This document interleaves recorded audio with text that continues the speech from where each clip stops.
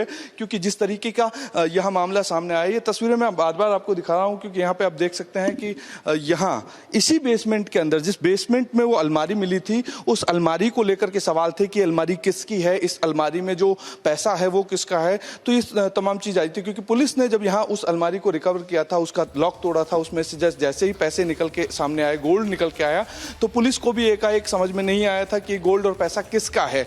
जब पुलिस ने अपनी छानबीन शुरू की, तथ्य जुटाए, तो सीसीटीवी से ये निकल के सामने आया कि सीसीटीवी में वेद प्रकाश यादव जो है वो इस अलमारी के नजदीक जाता हुआ, निकालता हुआ, रखता हुआ कुछ दिखाई दे रहा है। वही वेद प्रकाश यादव जिसको हमने कुछ देर पहले स्क्रीन पर दिखाया था एक्सक्लूसिव। और फिलहाल अभी जिस वक्त मैं रिपोर्टिंग कर रहा हूं, उस टाइम पे भी एसीबी जो है अपनी जांच कर रही है। सबसे अहम चीज ये है कि सीसीटीवी जिसमें रखता हुआ और निकालता हुआ कुछ वेद प्रकाश दिखाई दे रहा है, वो रिपब्लिक के पास एक्सक्लूसिव है, हम लगातार अपने दर्शकों को दिखा रहे हैं। दूसरी चीज ये है कि यहाँ अभी एसीबी की टीम जो है वो जब पहुंची है तो तथ्य जुटाने का काम कर रही है, क्योंकि 3 दिन के रिमांड पर वेद प्रकाश यादव है और 3 दिन तक लगातार ये साक्ष्य जुटाने के बाद चार्जशीट भी पेश होनी है। लेकिन उससे पहले सबसे बड़ी चीज ये है कि साक्ष्य जो जुटाए जाएंगे उसमें कौन कौन से वो महत्वपूर्ण अधिकारी हैं, अफसर हैं जो वेद प्रकाश के सर पर जिनका हाथ था या वेद प्रकाश के नज़दीकी थे, उन तमाम लोगों से बातचीत करने का प्रयास भी करेगी। जिनसे बातचीत होगी उनका कितना बड़ा ओहदा है, क्योंकि सचिवालय से महज, मेरे पीछे तस्वीरें देखेंगे तो पीछे सचिवालय आपको यहाँ पे नज़र आएगा। ये पीछे की जो दीवारें हैं, आप उस साइड में देखेंगे तो सचिवालय का गेट है। तो यहाँ महज दूरी जो है वो 500 मीटर की भी नहीं है। तो सचिवालय के ठीक पीछे एक सरकारी बिल्डिंग और वहाँ एक सरकारी अधिकारी की एक ऐसी अलमारी जिसमें करोड़ों रुपए मिलते हैं, और उस दिन मिलते हैं जिस दिन 2000 के नोट बंद किए गए थे। आनंद फानंद में अलमारी जो है वो सुर्खियों में आती है, पुलिस इसका लॉक तोड़ती है। लॉक तोड़ने के बाद में जिस तरीके से इससे पूछताछ होती है, तो तमाम सवाल जो हैं वो अब वेद प्रकाश से किए जाएंगे। वेद प्रकाश के आधार पर ही अब उस बेसमेंट में पुलिस गई है, एसीबी माफ़ कीजिएगा गई है, जो एसीबी जाँच कर रही है, आईओ जो है वो गए हैं।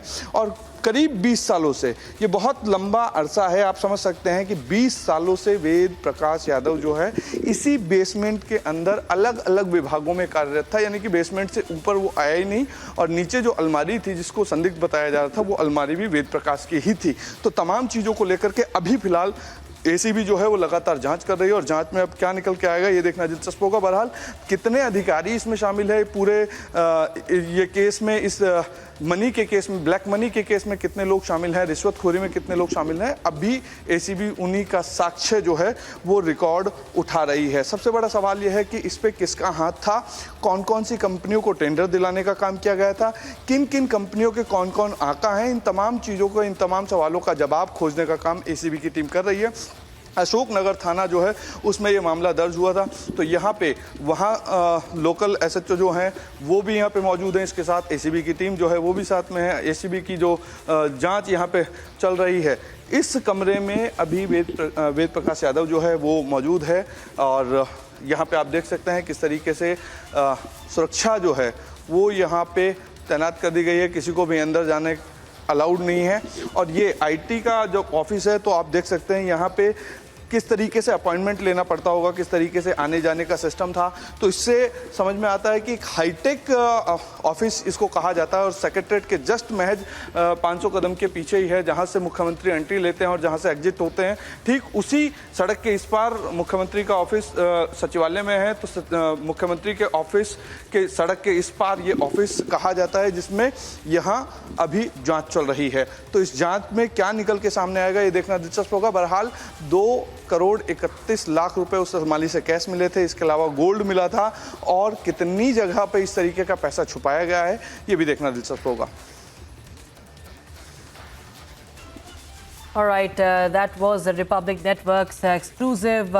This coming in from Jaipur, and we showed you the exclusive footage also, where gold and cash has been recovered in the office of IT department, and the accused joint director has been suspended. And we have Amardeep joining us live on the broadcast for more. Give us a sense to our viewers, Amardeep, what exactly is this all about? What really has happened in Jaipur?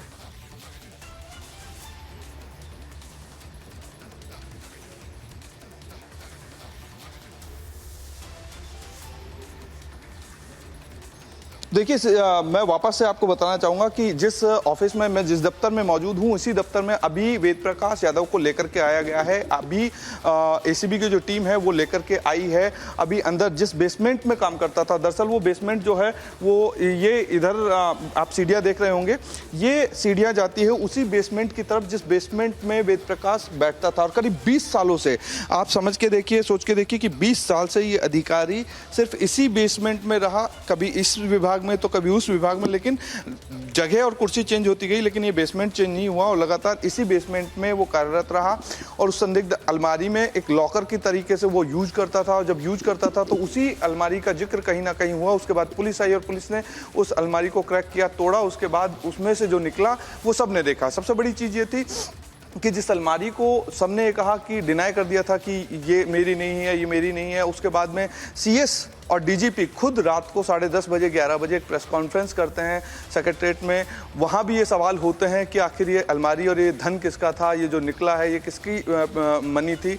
उसके बाद ये जांच जब police की तेज बढ़ती है, CCTV खंगाले जाते हैं, तो तमाम सीसीटीवी फुटेज में वो शख्स दिखाई देता है जिसका नाम था वेद प्रकाश। और वेद प्रकाश जब उस सीसीटीवी में नज़र आता है तो उसके बाद सवाल खड़े होते हैं कि आखिर वेद प्रकाश जो है वो अंदर इस अलमारी से क्या निकाल रहा है और क्या दे रहा है। इसी के बाद पुलिस ने इस केस को रेफर कर दिया एसीबी के पास में, और एसीबी हर पहलू पर जांच कर रही है। लिहाजा एसीबी अब लेकर के पहुंची है उसी जगह पे जिस जगह पर वेद प्रकाश जो है वो बैठता था, सिटिंग करता था, जहां से अपनी नेक्सस को चलाता था। अब यहां से कितने लोगों का रिकॉर्ड खंगाला जाएगा, कौन कौन लोग थे, क्योंकि वेद प्रकाश अकेला इसमें मास्टरमाइंड नहीं हो सकता और अकेला इसमें शामिल नहीं हो सकता। इसलिए कौन कौन से वो लोग शामिल रहे होंगे जो वेद प्रकाश के साथ थे, जिनकी वेद प्रकाश के ऊपर सर के ऊपर हाथ था, तो तमाम उन लोगों का रिकॉर्ड खंगालने का काम एसीबी जरूर करेगी।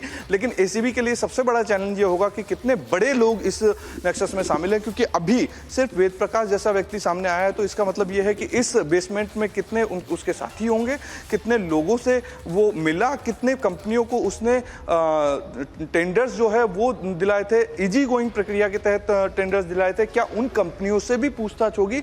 तो इन तमाम चैलेंजों को लेकर के अभी एसीबी काम कर रही है, क्योंकि एसीबी अब जब लेकर के पहुंची है तो तमाम पुख्ता इंतजामात भी करेगी, तमाम पुख्ता जो सबूत है वो जुटाने का काम करेंगे। अब एसीबी के लिए सबसे बड़ा चैलेंज यही है कि वेद प्रकाश यादव के बाद में कौन, अगला नंबर किसका है, क्योंकि यहाँ अब एसीबी के पास जब केस आया है तो यहाँ पे आज संडे का दिन है हालांकि, लेकिन संडे के दिन भी किस तरीके से ऑफिस में आकर के एसीबी काम कर रही है, ये बताता है कि अब लगातार उन लोगों पर भी कहीं संशय बना हुआ है कि उन लोगों के ऊपर भी एसीबी जांच तेज करेगी, उन लोगों के रिकॉर्ड को भी खंगालेगी जिन लोगों के